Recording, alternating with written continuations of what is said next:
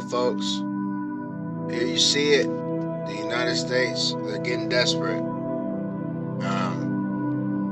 We have finally deployed troops to Europe in support of everything that's going on right now. We've been talking about the power plant over there that's getting shot at, and to me it seems like they already know, because at this point I believe that some of this stuff is staged, and if not all of it. But to me it seems like they have a plan, and they know when things are gonna pop off. They know exactly when things are gonna pop off. So it's just the fact that we don't know when. They have us in the dark. They know when World War III will begin. They know how it will begin. They know who's going to start it. The Bible does a good job at giving us some insight on some good information on how these things occur. They even tell us who rules the new world order, because the current world order is ruled, of course, by the United States, NATO, but the United States and NATO falls, and Russia and China take their place. It says Screaming Eagles, emergency in Europe. NATO deploys thousands of troops after Kurylenko's declarations of open war with Russia. So this is the 101st Airborne Division to Europe. It says a U.S. airstrike unit is being sent to Europe to help protect NATO's eastern flank, in a move prompted by comments from a top Kremlin official who said Russia was waging war not just with Ukraine, but with the entire military alliance in Ukraine territory. The deployment of the 101st Airborne Division, which has the nickname Screaming Eagles, was announced on Thursday, August 8th, or August 11th, sorry, the 11th of August.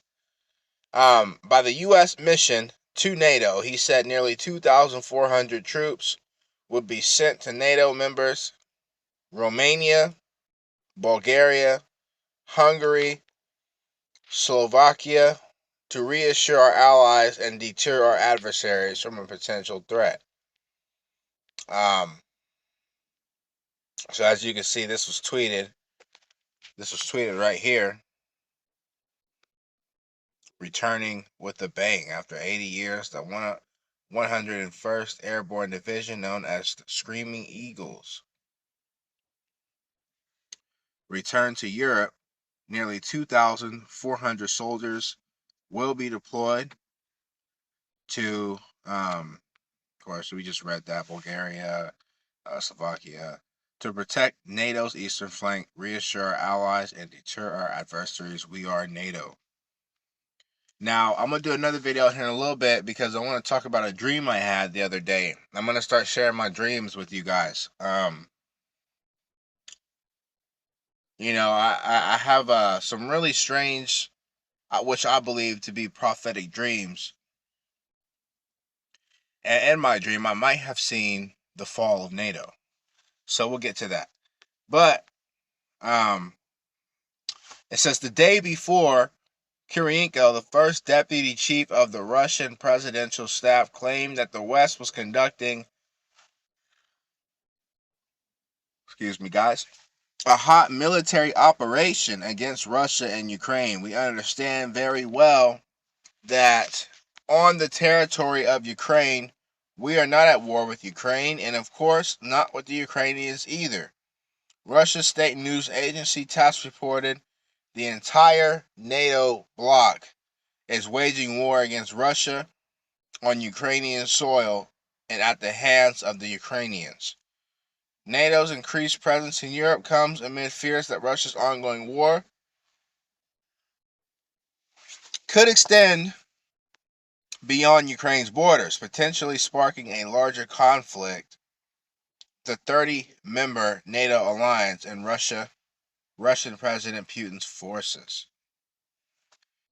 So, there you have it. The U.S. Air Force is heading to Europe. A U.S. air assault division is being sent to Europe to help protect NATO's eastern flank in April.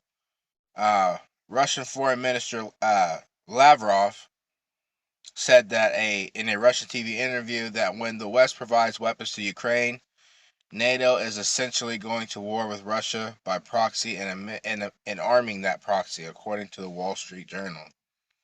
So it's heating up.